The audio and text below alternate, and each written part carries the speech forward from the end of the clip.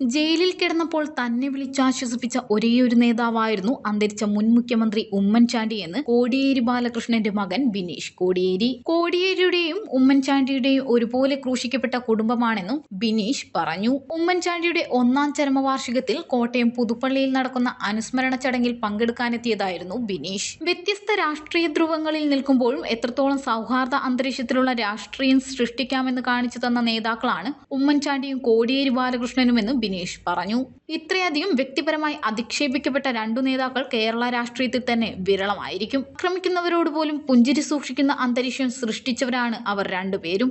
ജനമനസ്സുകളിൽ സ്വാധീനമുണ്ടാക്കിയ നേതാക്കന്മാരെ വിസ്മൃതിയിലേക്ക് തള്ളിവിടാൻ ജനങ്ങൾ സമ്മതിക്കില്ലെന്നതിന്റെ നേർക്കാഴ്ചയാണ് ഉമ്മൻചാണ്ടിക്ക് കിട്ടിയ ആദരം. ഇവിടെ ഇപ്പോഴും വന്നുകൊണ്ടിരിക്കുന്ന ജനങ്ങളെന്നും ബിനീഷ് പറഞ്ഞു.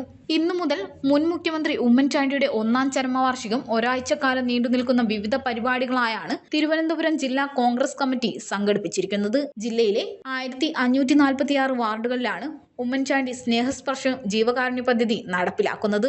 ഓരോ വാർഡിലെയും ഗുരുതര രോഗബാധിതയുള്ള 10 വീടുകൾ ഭവന സന്ദർശനത്തിലൂടെ കണ്ടെത്തി മതിയായ സഹായം ഒരാഴ്ചക്കാലം കൊണ്ട് എത്തിച്ചു നൽകും. കോൺഗ്രസ് വാർഡ് കമ്മിറ്റികൾ നേതൃത്വം നൽകും. 2-ാം ഘട്ടമായി ജില്ലയിലെ 182 കോൺഗ്രസ് മണ്ഡലങ്ങളിലും മെഡിക്കൽ ക്യാമ്പുകൾ സംഘടിപ്പിക്കാനാണ് കോൺഗ്രസ് തീരുമാനം.